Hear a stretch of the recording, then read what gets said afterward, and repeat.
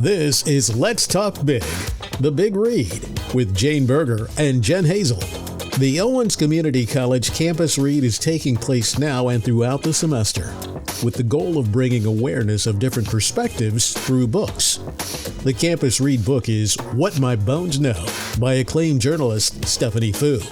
It's the story of her reckoning and healing by investigating the little understood science behind complex PTSD and how it's shaped her life. Here, sharing their insight about the book, What My Bones Know, is Owens Community College Director of Library Services, Jane Berger, and Professor of English, Jen Hazel. I'm Jen Hazel, and I have with me Jane Berger and Dr. Genesis Downing. So, this is our recap episode.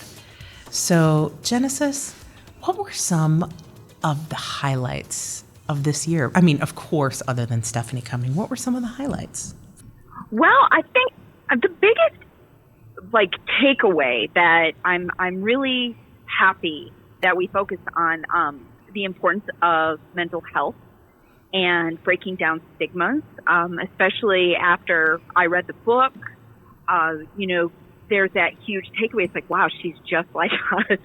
It's like all of the stuff that people go through.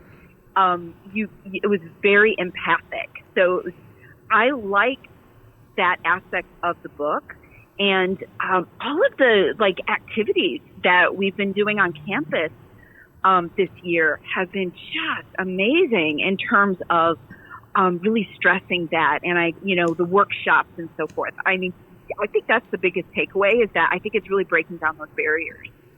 I think one of my favorite parts that just No one was asking you, Jane. No, I'm just kidding.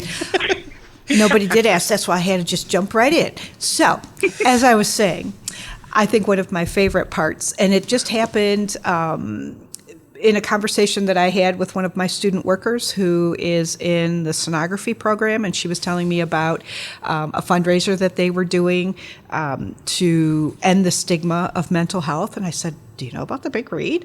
And she said, well, yeah. And I said, well, I think we should work together. So I can hardly wait. Next Friday, I'm going to be wearing my End the Stigma shirts that I just recently got. And I just think it's so cool on how through these conversations that, just kind of start out as entertaining, turn into something so meaningful and impactful. We had her on one of our previous podcasts, the student worker I'm referring to talk about that whole fundraiser and getting students involved and realizing that we are here on campus to support them.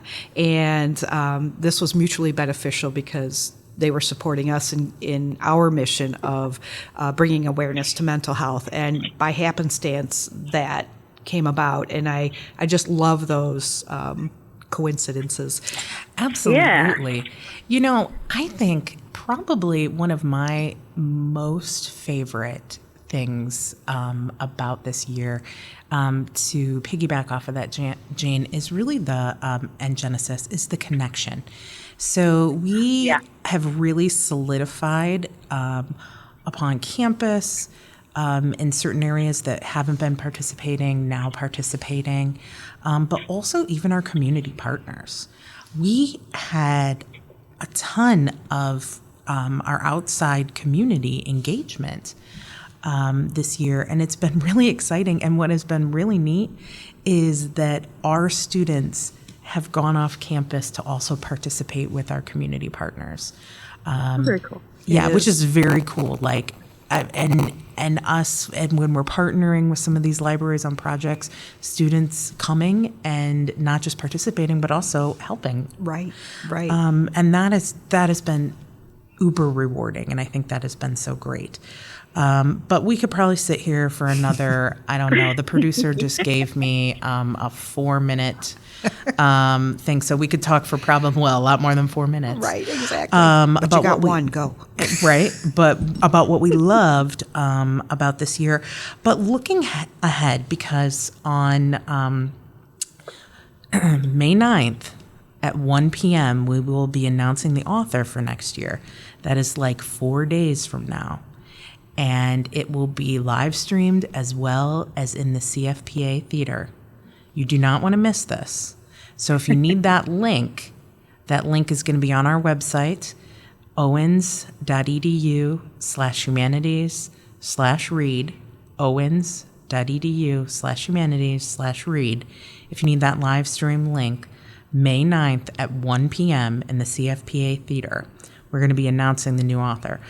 But before we do that, Genesis, what are you most looking forward to without giving away anything? Not that you know anything. Oh, that's the hard math. Yeah. I know, not that you know anything, because you don't, other than, that it's an Indigenous author. But tell us what you're looking forward to. How do you want to work this in your classes? What are your thoughts on this for next year? Well, mostly my connection, I really like Indigenous horror fiction. And so I've read really, really great authors, Stephen Graham Jones, some of the other fiction authors like Rebecca Roanhorse, Tommy Orange. So I come into this thinking about it from a fiction point of view and thinking, God, this is really good stuff. And I really enjoy those authors and I really enjoy those stories. And this will be the first time that I've read non-genre. So it isn't going to necessarily be fantasy or horror or historical fiction or something like that. So it's going to be expanding my horizons also with the kinds of stories that I've had contact with. So I'm really looking forward to taking that, these different kinds of stories that I'm used to reading and expanding on that.